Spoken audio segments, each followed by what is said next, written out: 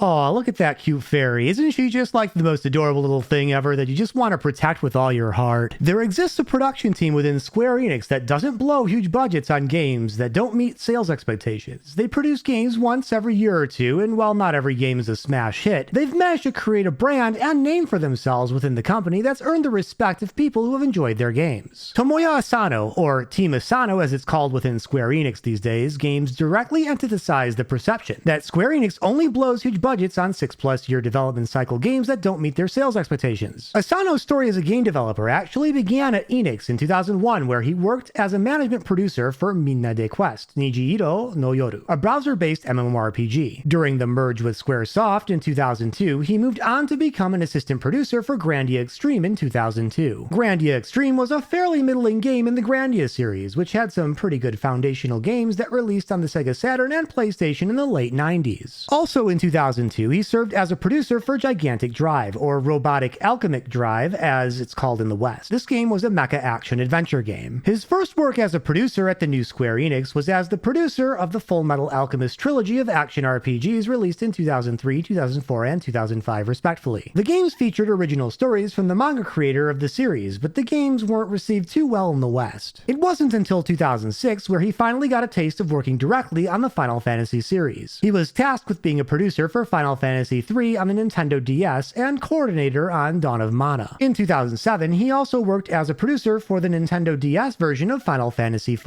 In 2008, he worked as a co-producer for a Japanese exclusive survival horror game called Nanashi no Game, which he also co-produced the sequel for in 2009. 2009 was a big year for Tomoya Asano. In addition to Nanashi no Game, May, he also worked as a producer and co-producer for 2 more Full Metal Alchemist games. But finally, after many years of serving as a producer for other games, he finally got to produce an original Final Fantasy spin-off game on the Nintendo DS called Final Fantasy: The Four Heroes of Light. In addition to being the producer for the game, he was also credited for writing parts of the scenario too. He worked with the developers from Matrix Software to actually create the game. Matrix Software were incredibly talented developers who had previously worked on Alundra, Tornico, and with Asano on earlier Final Fantasy games on newer platforms. Final Fantasy: The Four Heroes of Light inherited many aspects of pre-Final Fantasy VII Final Fantasy games and added a few unique twists to the classic battle system, one of which is the boost command that replaced traditional magic points. Players could also upgrade weapons, armor, and crowns using jewels earned through gameplay. The game's crown system served as something of a job system for the game, allowing players to choose which abilities they want on characters depending on the headgear a character was wearing. Final Fantasy: The Four Heroes of Light also featured a cooperative multiplayer mode to battle enemies and receive battle points. After a game session, players who reached certain thresholds of battle points could exchange them for a prize. Asano said that the game's story was influenced by Final Fantasy IV, while the aspects of the crown system were influenced by Final Fantasy III and Final Fantasy V. He described the game as a classic fantasy RPG using today's technology. During the development of this game, he also had the opportunity to work with artist Akihiko Yoshida, who would continue to work with Asano on future games. Akihiko Yoshida had made a name for himself up to that point, working on many great games like Ogre Battle, Tactics Ogre, Final Fantasy Tactics, Vagrant Story, and Final Fantasy XII. He designed the aesthetics of the Four Heroes of Light to feel like picture books. The game sold 178,510 copies in Japan by the end of 2009, and it also sold out in its initial sales period. The game got decent press in the West, but mixed reviews. This game definitely put Asano's name out there, but it wasn't exactly the kind of home run success you might expect from a talented producer at Square Enix, at least in the West. This game was actually the first Tomoya Asano game I played, and I remember being happy to play a Square Enix JRPG that wasn't so hyper-focused on trying to have the most realistic graphics. I liked the game, but I didn't love the game, and I think it's actually a pretty forgettable game compared to every other JRPG I've played in the past almost 40 years. I think this game parallels well with Final Fantasy II on the NES, a game often considered the worst Final Fantasy game ever made. It was Akitoshi Kawazu's first game as a producer that had his unique flavor implemented into it. It confused a lot of people, but when he finally made his next game, the Final Fantasy Legend, or Saga 1, on the Game Boy, his genius spurned a whole new flavor of JRPGs that culminated into the Saga series we know today. Anyways, in a similar way, Asano had touched on a unique flavor of JRPG in his Final Fantasy spin-off. It was clear that Tomoya Asano was onto something with Final Fantasy: The Four Heroes of Light. Even if the game missed its mark a bit, I saw potential in the game's unique aspects, and it was good enough for me to keep an eye on what was next for him at Square Enix. Asano produced a low-profile horror adventure game exclusively in Japan on the Wii in 2011 called Ike Nie no Yoru that sold 5,359 copies games as of 2012. I don't really understand the horror genre myself, but if you've played any of Asano's Japanese horror games and have opinions on them, please share in the comment section below. Anyways, it wasn't until later 2012 in Japan and throughout 2013 and 2014 in the West that what I believe to be Tomoya Asano's first great JRPG released. Bravely Default, Where the Fairy Flies, or Bravely Default, Flying Fairy, depending on where and when you bought the game. The game was one of the first among many exclusive 3DS third-party JRPGs.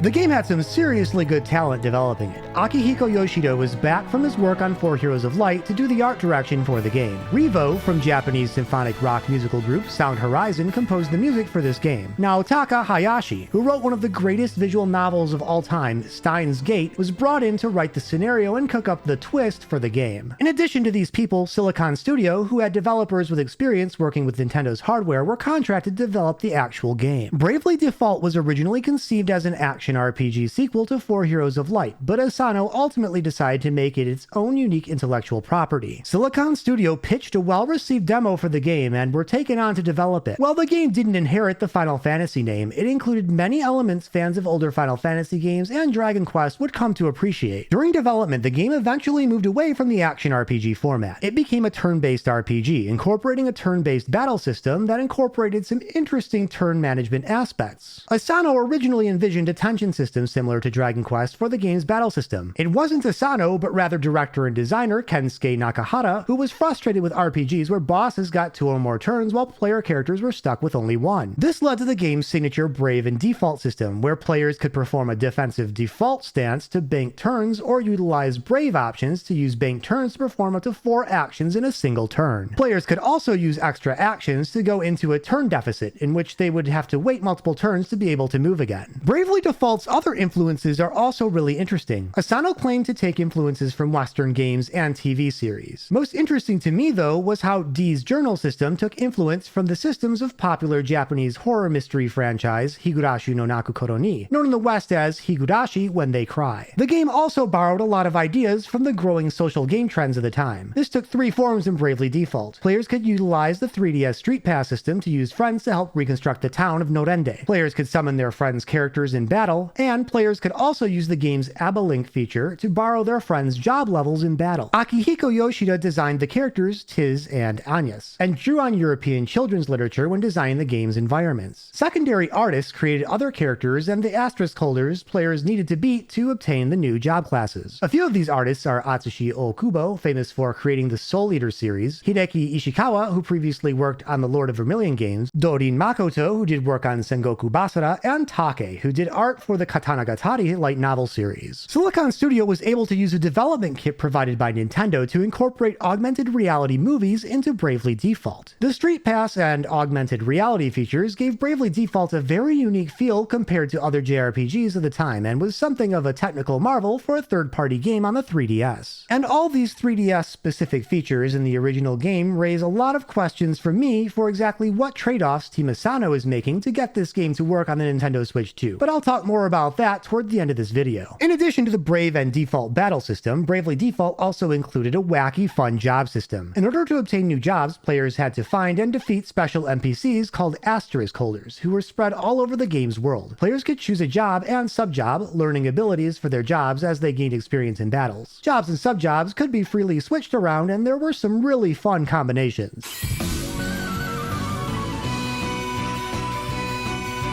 Players could also use special moves, which would cut in their special music and buff the user of the special move for the duration of the music. It was a surprisingly refreshing touch for each of the main playable characters to sort of get their own boss music cut in when they would pop their special moves. The asterisk holders themselves were fairly interesting characters with their own varying levels of drama, adding flavor to the game's story. But the most memorable things for me about Bravely Default as a JRPG were its really crazy job system, the game's surprisingly dark flavor with its story, and the game's big twist toward the end. The character rang a bell with his own brand of charisma, and Ada, with her amusing spoken murger anger lines that became something of a meme when the game released, were also standouts for me. Oh, that stubborn, contrary, crystal-headed girl!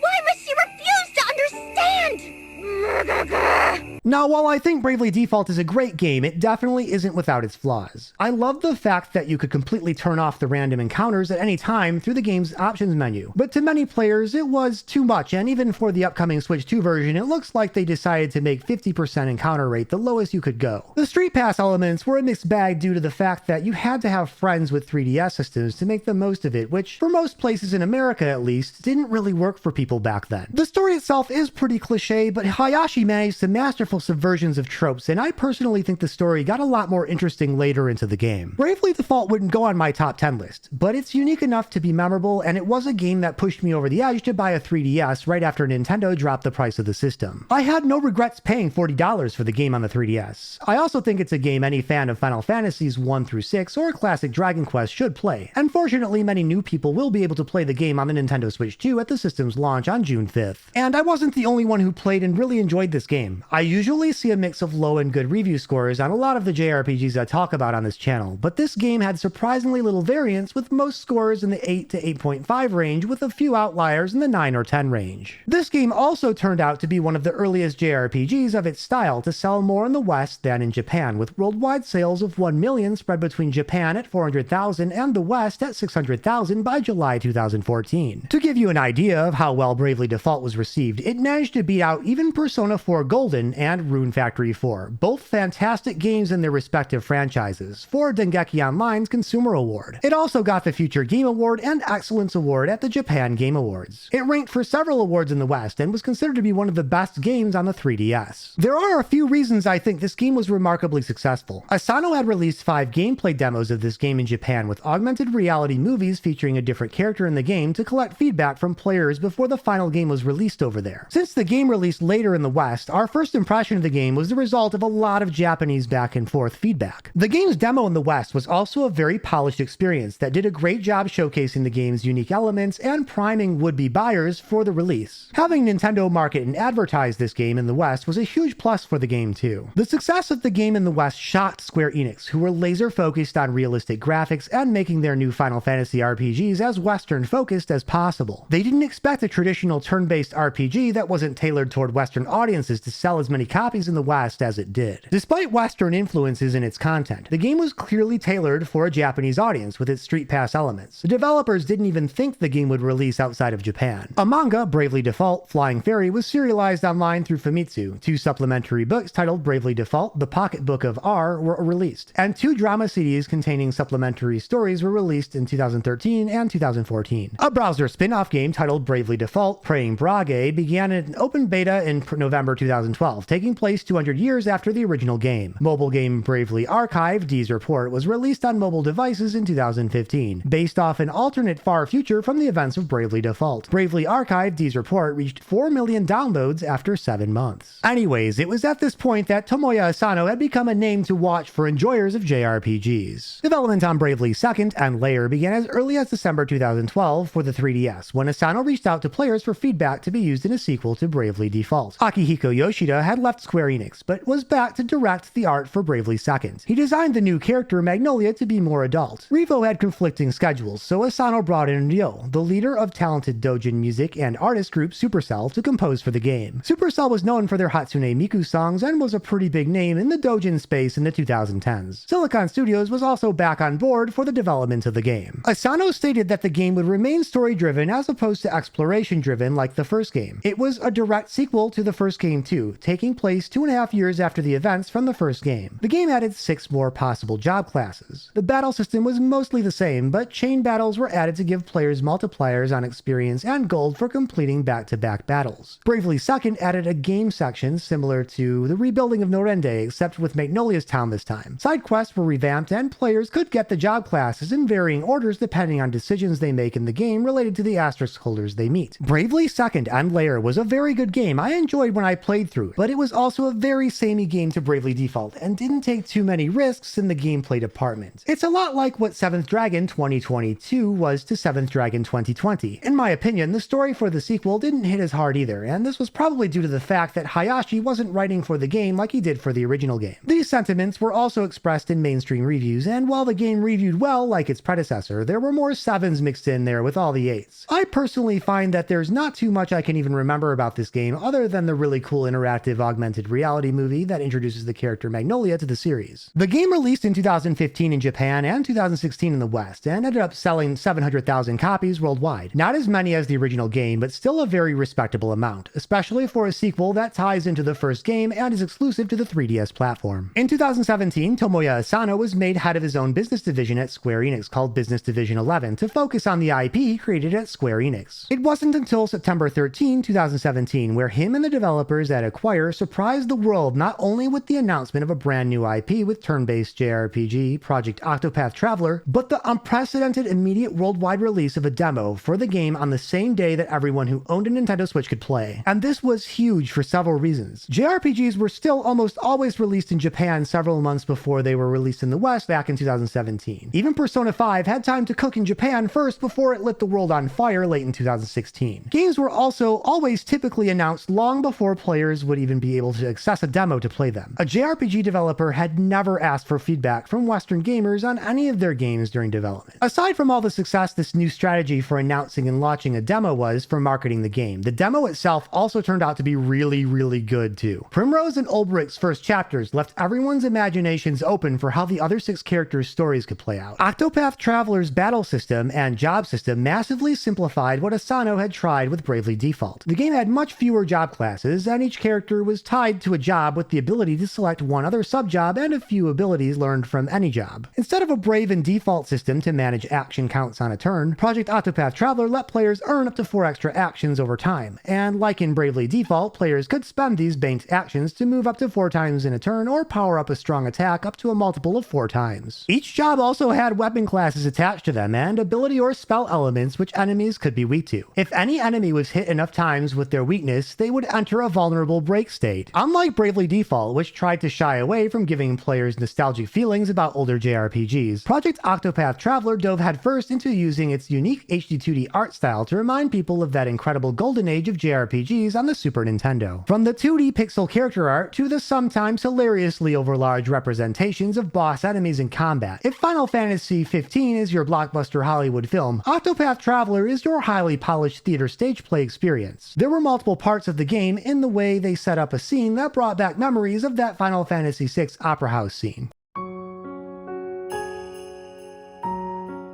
I love Octopath Traveler. The stories were mature, the battle system was much more refined to me than Bravely Default, which could get confusing with all the combinations of job classes. The characters' path actions revolutionized the way I viewed NPCs in the game. NPCs were like treasure chests you could steal from, buy things from, get information from, or knock out to get around them and explore. Some of them actually had interesting stories, and one of them even turns out to be a super boss in the game after a dramatic series of side quests. Yasunori Nishiki's work on this soundtrack is seriously world-class and deserves awards. It complements the game's drama perfectly. Anyways, I love just about everything there was in Octopath Traveler. It wasn't a perfect game though. I think some of the environments and dungeons drag on a little longer than they need to, which ruins the pacing a bit. The stories were taken straight out of popular TV dramas and literature, but I think they were told well. My only issue is that they are so patterned. Every character had 4 chapters, and it was cookie cutter intro body conclusion kind of a deal. And the transition from the end of everybody's chapter 4 to the end of the game is also a bit janky since it's hidden behind side quest chains. You always knew when you were getting close to the end. Naturally, some stories appeal to me more than others, but I personally appreciate the variety of having multiple main characters with their own stories to play through.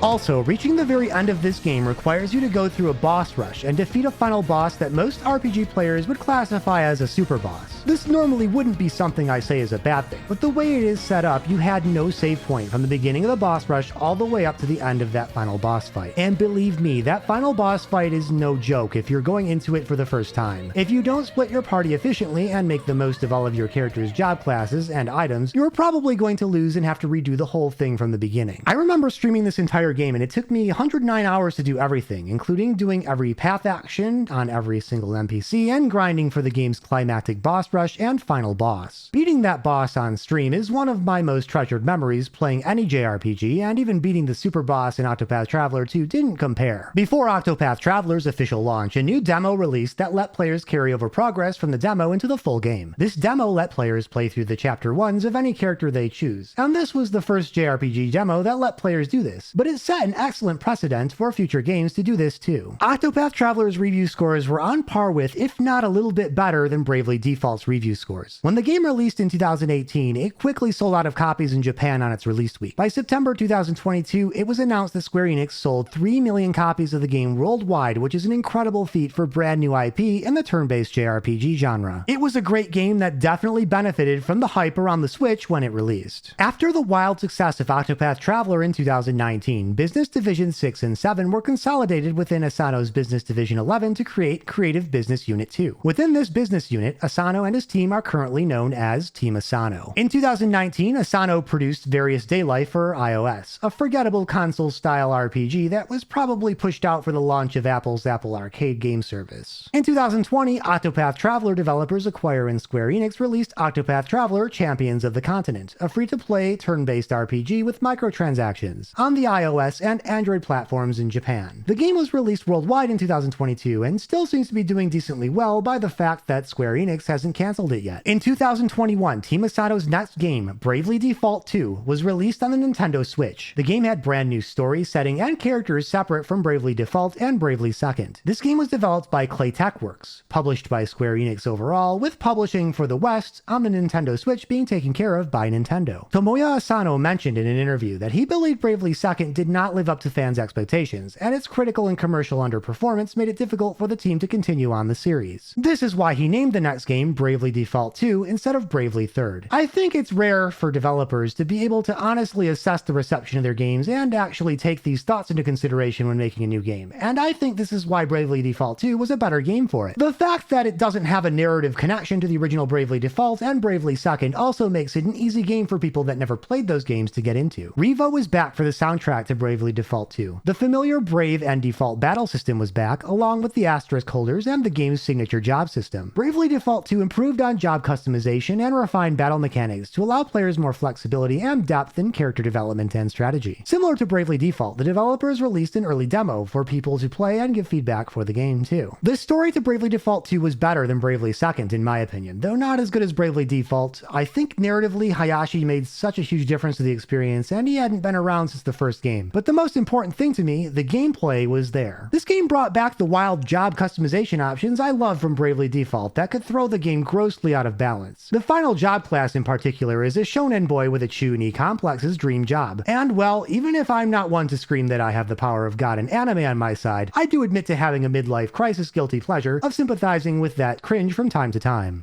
Anyway, I really enjoyed Bravely Default 2, but sort of like Bravely Second, the game really didn't seem to take big risks. Some of the new gimmicks behind a few jobs were fun and interesting though. The game also, understandably, lacked some of the uniqueness the augmented reality movies and 3DS features brought to Bravely Default and Bravely Second on the 3DS. I still liked it as much as I liked Bravely Default, and I think it was a better game than Bravely Second. I'm still pretty glad the game even existed, because I had sensed, based on Square Enix's reaction to the sales of Bravely Second, that we would never see another Bravely game ever again. And fortunately for me, Bravely Default 2 was received just as well as the original Bravely Default by critics. It sold over 1 million copies, solidifying the possibility at least of another game in the series in the future, according to Tomoya Asano. 2022 was a busy year for Team Asano with the release of Triangle Strategy and Live Alive. Triangle Strategy in particular was a huge surprise, as it was not only brand new IP, but also the first tactical RPG that Team Asano had ever developed. Like most of Team Asano's games, the external developer ArtDink handled the game's development. ArtDink had previously handled versions of Tactics Ogre and Ogre Battle games in the past, so they were the perfect fit for developing this game. Similar to how Octopath Traveler's aesthetics and design had similarities to Final Fantasy VI, Triangle Strategy had storytelling influences from Yasumi Matsuno's style of storytelling in Tactics Ogre, and also included several paths to different endings. Asano wanted to create a more mature adult story for the game compared to his previous titles.